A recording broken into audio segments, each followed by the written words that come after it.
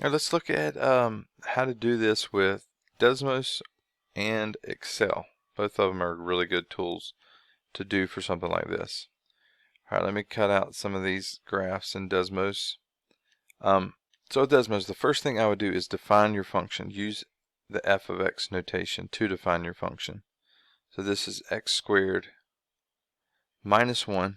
All right, I just hold down shift, highlight the entire function, just press the divide button. And then absolute values, shift the little thing that's above the enter key, x minus 1. All right, and now that I've got that, I'm just going to add a table.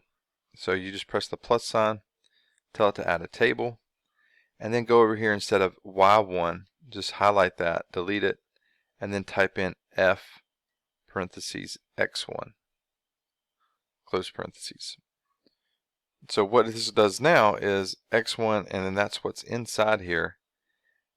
It will take these x's that we put in, and it will replace them, or it'll fill in over here. It will replace x in the function notation with that number. So when I type in negative 1.1, it plugs in 2.1 for me. All right. Now I just want you to see what is this doing? It's taking negative 1.1, it's squaring it, and subtracting 1 because that's what the numerator says to do. And then highlight all that, divide by the absolute value of a negative number is just to remove the to remove the negative sign, minus 1, and that's where that 2.1. It's just plugging in the number that we're telling it to into our equation and doing that stuff to it. So that's how you could get this without having to have Desmos or Excel do it for you.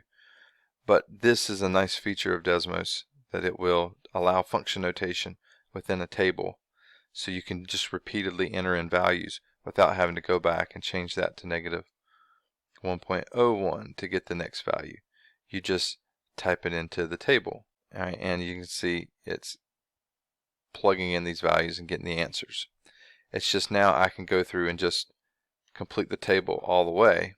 All right, notice I'm just adding an extra 0 in there every time on the next line, but I can see what's happening. It's just putting in another 0 in between the 2 and the decimal point. So I can just fill that in, and now I do the same thing on the other end. I do negative 0.9, negative 0.99, negative 0.999. All right, and I can see that every time I'm adding another 9 to it.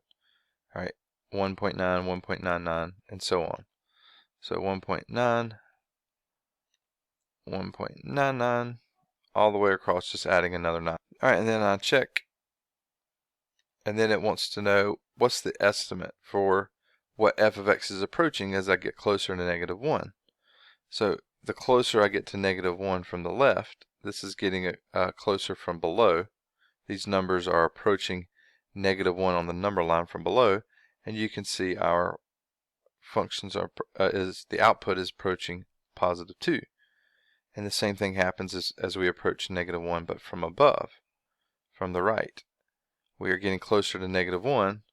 This is getting closer to 2, so our limit is 2. We can always do a limit numerically like this.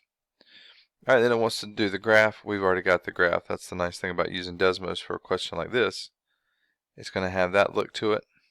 It doesn't have a U shape, and it's not shifted off the y-axis. So we know A is the right choice here. Okay, and then the last part is wanting us to find this limit algebraically.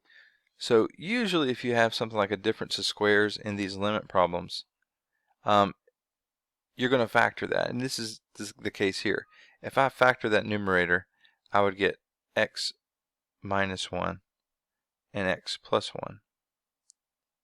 All right, and on the bottom I have the absolute value of x minus 1. Okay, well think about this. As we approach negative 1, x is a negative number. The absolute value of x is always going to be the opposite of x. So in this in this part of the graph, -1, like if we're over here where -1 is, in this part of the graph, we are actually on the line y equals -x. All right, that for absolute value. Absolute value is defined to be x if x is positive, but it's also defined to be -x if x is negative, and we are negative here. X is -1, so we can replace the absolute value of x with -x. All right, so I'm just replacing that negative, or the absolute value of x, with -x, and then there's a -1. Okay, and if you look closely here, I can factor that negative out of the denominator, and that becomes an x plus 1 in the denominator. We cancel that, and now I have the limit as x approaches -1 of this expression. I've got a negative left over from that cancellation, a -1, and then I have this x minus 1. So I'm going to write it like this, x minus 1 over -1, but I could also just flip this 1 in front of the x, like 1 minus x, instead of leaving the -1 in there. I could like basically distribute the -1 through and change the signs. But I'm going to leave it like this, and you can see that if I plug in -1 now, I don't get division by 0. So -1 minus 1 is -2 divided by -1, which is 2. So we get the same thing analytically that we got numerically, which was, numerically is when we did the table and did the everything is approaching 2 from above, or below, everything's approaching 2 from above, and we can see that we're arriving at 2. So that's a numeric method to come up with it. And then this down here, it was what we did with our algebra, was the analytic way to do it.